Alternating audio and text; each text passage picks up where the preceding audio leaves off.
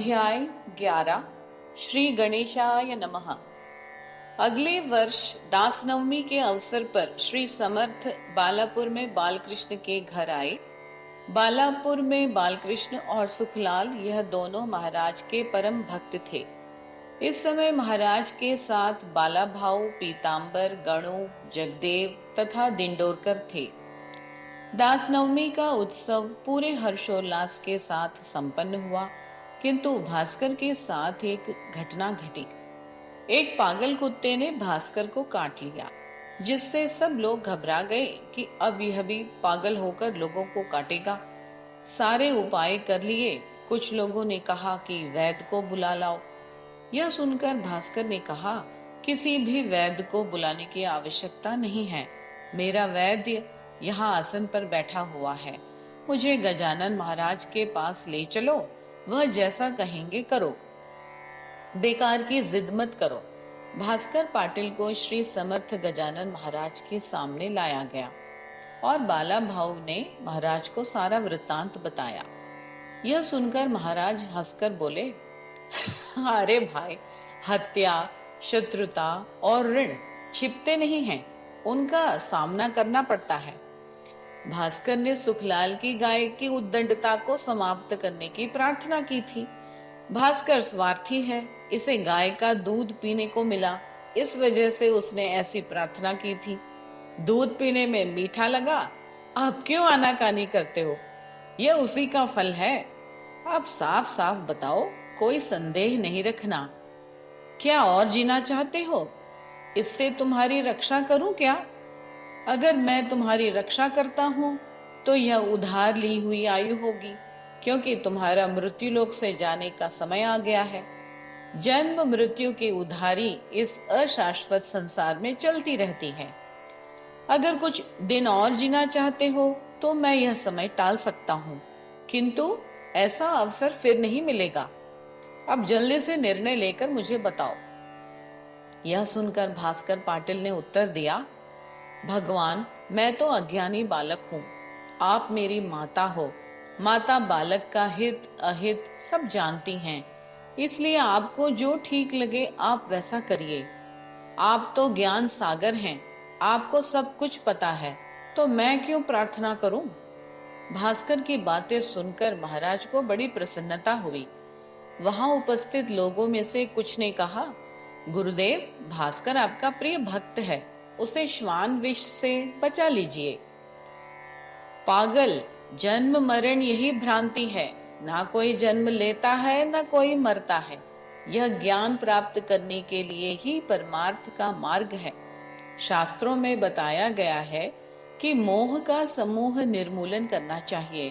प्रारब्ध भोग शांत चित्त से भोगना चाहिए, इससे कोई बच नहीं सकता। हम जो कर्म इस जन्म में करते हैं, उनका फल अगले जन्म में भुगतना ही पड़ता है। भास्कर के पूर्व जन्म के कर्म कुछ शेष नहीं हैं, इसलिए यह मोक्ष का अधिकारी है। इसलिए इसका रास्ता मत रोको। क्या भास्कर जैसा मेरा भक्त पुनर्जन्म लेगा? कुत्ते का पूर्व जन्म का बैर था तो उसने ले लिया। अगर भास्कर के मन में यह द्वेष रह जाता है तो वह उसके पुनर्जन्म का कारण होगा। अब मैं ऐसा करता हूँ कि यह कुत्ते के विष से पागल नहीं होगा और 2 महीने जिएगा। अगर मैं ऐसा नहीं करूंगा तो इसे पुनर्जन्म लेना पड़ेगा। महाराज की यह बात सुनकर कुछ लोग तो आनंदित हुए, लेकिन कुछ लोगों को यह बात अच्छी नहीं लगी। इसके बाद सब लोग शेगांव वापस लौट आए। भास्कर ने शेगांव के भक्तों को बालापुर का वृत्तांत बताया। भास्कर ने उनसे कहा कि महाराज आप लोगों के लिए एक अनमोल निधि हैं, इन्हें संभाल कर रखें। इन्हें स्मारक की आवश्यकता नहीं है, किंतु अगली पीढ़ी के ज्ञान के लिए यह जरूरी है। लेकिन उसके मन में एक बात आई कि यह लोग मेरे सामने तो सहमति दिखा रहे हैं, क्या वास्तव में यह अच्छा प्रयत्न करेंगे? ऐसा विचार करते हुए उसने सबको एक बार मठ में बुलाया और इस बैठक में बंकटलाल, हरि पाटिल, मारुति, चंद्रभान, श्री पतवार, भाविकर, ताराचंद साहूकार, ऐसे अनेक लोग उपस्थित थे। किंतु इस बैठक की जानकारी महाराज को नहीं थी। उन सबको इकट्ठा करके भास्कर ने कहा, अब आप लोगों से मेरा संबंध केवल 2 महीने है। मेरी ऐसी मनोकामना है कि यहाँ शेगांव में महाराज का विशाल मंदिर बने। आप लोग यदि ऐसा वचन मुझे देते हैं तो मैं सुखपूर्वक वैकुंठ को जाऊंगा। मंदिर ऐसा हो जो सारे बरार में विशाल और प्रशंसनीय हो, यही मेरी अंतिम इच्छा है। सब लोगों ने महाराज की शपथ लेकर वचन दिया कि यह कार्य हम लोग पूर्ण करेंगे, और भास्कर के मन को शांति मिली। मन की शंका दूर हो गई और वह प्रतिदिन आनंदित होकर जीता रहा, जैसे बच्चे आने वाले उत्सव के लिए खुश होते रहते हैं। माघ महीने की त्रयोदशी को महाराज भास्कर से बोले, भास्कर, हम लोग शिवरात्रि के अवसर पर त्रयंबकेश्वर दर्शन के लिए जाएंगे। गोदावरी के किनारे भवानी के पति त्रयंबक स्थित हैं। यह सुंदर ज्योतिर्लिंग है जो सब पापों को नष्ट करती है। इसलिए विलंब मत करो, शीघ्र तैयारी करके चलो। पास ही ब्रह्मगिरी पर्वत है, जहाँ पर अनेक प्रकार की वन औषधियां उपलब्ध हैं। उनमें पागल कुत्ते के जहर की औषधि भी है। इसका उपयोग हम लोग जल्दी से करेंगे। भास्कर ने कहा, गुरुदेव, आपकी सत्ता अगाध है, जो औषधि से भिन्न है। आपकी कृपा से विष का प्रभाव तो बालापुर में ही नष्ट हो गया था। अब मेरी आयु के केवल 2 महीने शेष हैं, तो मुझे ऐसा लगता है कि हम लोग शेगांव में ही रहें। हम सबके लिए आप साक्षात त्रयंबकेश्वर हो। आपका चरण तीर्थ गोदावरी है, उसी में हम स्नान करते हैं। अन्य तीर्थ का अब कोई प्रयोजन नहीं है। भास्कर की बातें सुनकर महाराज बोले, यह सत्य है, किंतु फिर भी तीर्थ की महिमा को तो मानना ही चाहिए। चलो अब देर मत करो, त्रयंबकेश्वर का दर्शन करेंगे ही। अपने साथ बाला भाऊ पीतांबर को भी ले लो। ऐसा निर्णय करके शेगांव से यह सब लोग निकलकर त्रयंबकेश्वर पहुंचे। वहां स्नान के बाद दर्शन के लिए गए। उसके बाद यह सभी लोग नासिक में गोपाल दास से मिलने आए। महंत गोपाल दास काले राम मंदिर के द्वार पर धुनी लगाकर बैठा था। राम मंदिर के सामने एक पीपल का पेड़ था। वहीं पर अपने शिष्यों सहित श्री गजानन महाराज बैठ गए। यह देखकर गोपाल दास अत्यंत प्रसन्न हुए। उन्होंने सब लोगों से कहा, आज मेरे बंधु शेगांव से यहाँ आए हैं, जाकर उनके दर्शन करो और मेरी ओर से नारियल शक्कर उन्हें भेंट करो और फूलों का हार उनके गले में डालो। हम दोनों एक हैं, अर्थात अद्वैत हैं। शरीर भिन्न है, इसलिए उन्हें आप भिन्न ना समझें। सुनकर उनके शिष्य जहां महाराज बैठे थे वहां आए। दर्शन करके गले में पुष्प माला पहनाई, नारियल और मिश्री स्वामी समर्थ के सामने रखी। यह देखकर गुरुदेव भास्कर से बोले, भास्कर, इस पंचवटी में हमारे बंधु की भेंट हो गई। यह प्रसाद सबको दो, लेकिन स्मरण रहे कि भीड़ ना होने पाए। मेरा यहाँ का काम हो गया है, लेकिन धूमाल वकील के यहाँ जाना है, वह काम बाकी है। महाराज नासिक में रहे और वहां उनके दर्शन के लिए बड़ी भारी संख्या में लोग आने लगे। महाराज कुछ दिन नासिक में ही रहे और उसके बाद शेगांव वापस आ गए। वापस आने के बाद श्याम सिंह महाराज को अड़गांव ले जाने के लिए आया। उसने उनसे बहुत आग्रह किया, तो महाराज ने उत्तर में कहा कि हम रामनवमी के बाद अड़गांव आएंगे। श्याम सिंह महाराज को ले जाने के लिए आया था, लेकिन खाली हाथ लौटकर चला गया। थोड़े दिनों बाद वह फिर रामनवमी के दिन शेगांव आया। रामनवमी का उत्सव संपन्न करने के बाद वह परिवार सहित महाराज को लेकर अड़गांव आ गया। वह हनुमान जयंती उत्सव मनाने के लिए बहुत उत्साहित था। अड़गांव में अनेक चमत्कार हुए। एक दिन महाराज ने भास्कर को धूल में लिटा दिया और उसकी छाती पर बैठकर उसे मारने लगे। सब लोग देख रहे थे, किंतु किसी को भी छुड़ाने की हिम्मत नहीं हुई। बाला भाव वहीं पास में था। वह बोला, सद्गुरु नाथ, यह धूप और पिटाई के कारण थक गया है, बस कीजिए, इसको छोड़ दीजिए। यह सुनकर भास्कर बोला, भैया बाला भाऊ, यह मेरे परमेश्वर हैं, जो करते हैं करने दो। यह थप्पड़ मुझे गुदगुदी के समान लग रहे हैं। यह अनुभूति की बातें हैं, अनुभव से ही जानी जा सकती हैं। इसके बाद भास्कर को लेकर अड़गांव में जहां महाराज ठहरे थे वहां आए। बाला भाऊ से महाराज ने कहा, बाला भाऊ, आज जो मैंने यह काम किया उसका मतलब तुम्हें पता होगा। भास्कर ने शेगांव में तुम्हें मेरे हाथों पिटवाया था। उसके परिणाम को नष्ट करने के लिए मुझे यह कृत्य करना पड़ा। भास्कर के जाने में अब 2 दिन बाकी हैं। हनुमान जयंती का उत्सव समाप्त होने पर अड़गांव में क्या हुआ वह आप लोग सुनिए। महाराज बोले, भास्कर, आज तुम्हें प्रयाण करना है, इसलिए पद्मासन लगाकर पूरब की ओर मुंह करके बैठो। चित्त को स्थिर करके भगवान का ध्यान करो। तुम्हारा अंतिम समय आ गया है, सावधान हो जाओ। महाराज ने दूसरे लोगों से कहा, तुम्हारा यह बंधु आज वैकुंठ धाम जाने वाला है, इसकी यथावत पूजन करिए और उच्च स्वर में विठल विठल नारायण बोलिए। महाराज की आज्ञा अनुसार भास्कर ने वैसे ही पद्मासन में बैठकर भगवान के ध्यान में मग्न हो गया। सब लोगों ने उन्हें मालाएं पहनाई, गुलाल और भस्म लगाया। दूर बैठकर सब देख रहे थे। 1 प्रहर तक भजन होता रहा। महाराज ने उच्च स्वर से हर हर शब्दों का उच्चारण किया। उसी समय भक्त भास्कर के प्राण अनंत में विलीन हो गए। भास्कर वैकुंठ चला गया।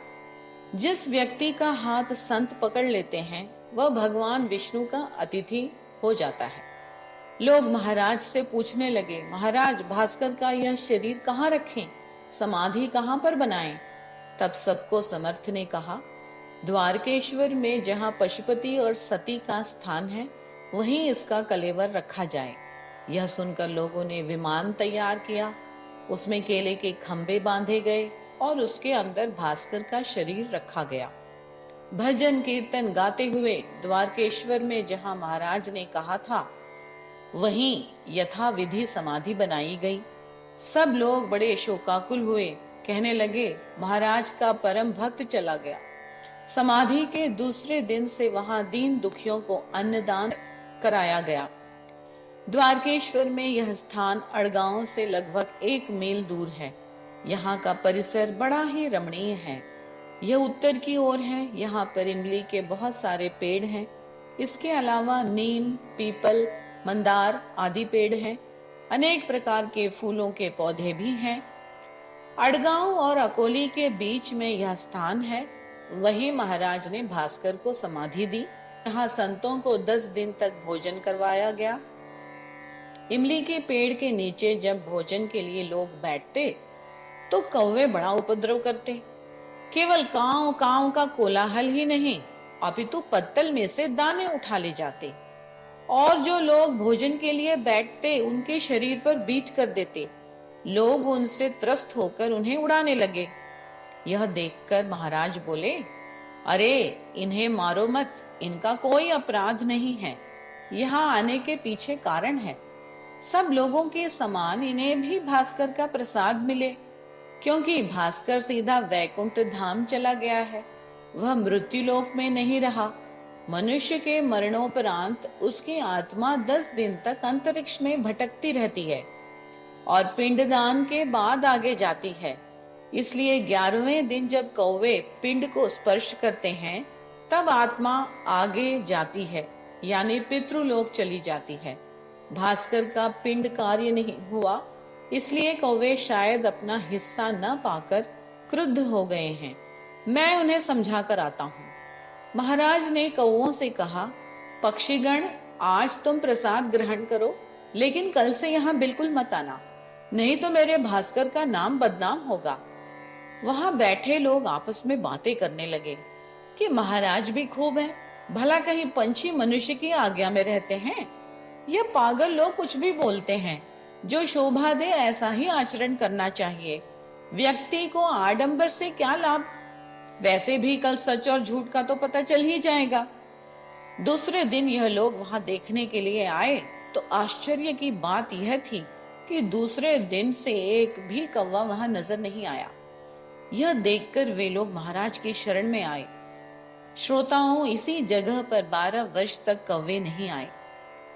14 दिन पूरे होने पर महाराज अपने शिष्यों के साथ शेगांव वापस लौट आए। इसी प्रकार से गांव में एक अद्भुत लीला हुई, आप लोगों को सुनाता हूं। आप लोग शांत मन से सुनिए। उस वर्ष अकाल पड़ा था, काम कहीं नहीं था। उसमें से गांव में एक कुआं खोदा जा रहा था। कुआं खोदते समय वहां एक बड़ा काला पत्थर बीच में आ गया। उसको किसी भी तरह से हटाया नहीं जा सकता था। उसको तोड़ने के लिए बारूद ही काम आती है। इस काम के लिए कुएं में चारों तरफ छोटे छोटे छेद करके बारूद भरी जाती है और जलाने के लिए अरंड के तेल की पुड़ियों को जलाकर धागे से बांधकर नीचे उतारा जाता है। लेकिन वह धागा नीचे तक नहीं जा पाया। गांठ के कारण वहीं बीच में अटक गया। पानी भरता जा रहा था और बारूद तक पहुंचने ही वाला था। अगर बारूद में पानी लग जाता तो वह सारा व्यर्थ हो जाता। मिस्त्री को कुछ समझ में नहीं आया और इस हालत में उसने एक गरीब मजदूर को नीचे उतारकर उस पुड़िया को सरकाने के लिए कहा। उसने जैसे ही उसको सरकाया, वह जाकर बारूद में लग गई और वह मजदूर वहीं पर अंदर ही रह गया, निकल नहीं पाया। जब वह दूसरी पुड़िया को सरकाने लगा, पहली सुरंग फट गई। यह देखकर गणों ने महाराज से प्रार्थना की, भगवान, अब आप ही मेरी रक्षा कर सकते हैं। जल्दी से दौड़ कर आइए, कुएं में प्रचंड धुआं भर गया है। दूसरा सुरंग फूटने में थोड़ा समय था। इतने में वह मजदूर वहीं फंसकर रह गया। एक के बाद एक चारों सुरंग फट गए और पत्थरों से कुआं भर गया। बाहर भी बड़ी दूर तक पत्थर उड़े। सब लोगों ने सोचा कि आज तो उस मजदूर को कुएं के अंदर ही मुक्ति मिल गई होगी। सब लोग झांक कर कुएं के अंदर देख रहे थे कि शायद वहां पड़ा हुआ हो, लेकिन वह कहीं भी दिखाई नहीं दिया। कई लोग तो यह भी कहने लगे कि शायद पत्थरों के साथ वह भी बाहर फेंका गया होगा। पास ही कहीं उसकी लाश पड़ी होगी, ढूंढो। मिस्त्री की आवाज सुनकर अंदर से वह बोला, मिस्त्री जी, मैं मरा नहीं हूँ, अंदर ही हूँ। गजानन महाराज की कृपा से बाल बाल बच गया। यहाँ छुपा बैठा हूँ। इस बड़े पत्थर को हटवाइए तो मैं बाहर निकलूं। कुछ लोग पत्थर हटाने के लिए नीचे उतरे और बड़ी मुश्किल से पत्थर हटाकर उस मजदूर को बाहर निकाला गया। बाहर आते ही वह मजदूर दौड़कर महाराज के दर्शन के लिए गया। उसे देखकर महाराज ने कहा, अरे पागल, कितने पत्थर उड़ाए तूने। अंदर बैठकर उनमें से एक बड़ा पत्थर तेरी रक्षा करने के लिए वहां फंस गया था, जिसके कारण तू बच गया। ऐसा साहस कभी मत करना। जाओ, तुम्हारा संकट टल गया। मजदूर को देखने के लिए गांव वाले दौड़ कर आए। उसने महाराज से कहा, सद्गुरुनाथ, आपने ही मुझे उस पत्थर के पीछे रखकर बचाया है। आपके चरण पकड़ने आया हूँ, नहीं तो मैं कुएं में ही मर जाता। श्री गजानन महाराज की महिमा अपार है, उसका वर्णन करने का सामर्थ्य मुझ में नहीं है। श्री दास गणों द्वारा रचित श्री गजानन विजय ग्रंथ आप सभी के लिए प्रेरणादायक हो, ऐसी मेरी इच्छा है। शुभम भवतु। 11वां अध्याय समाप्त।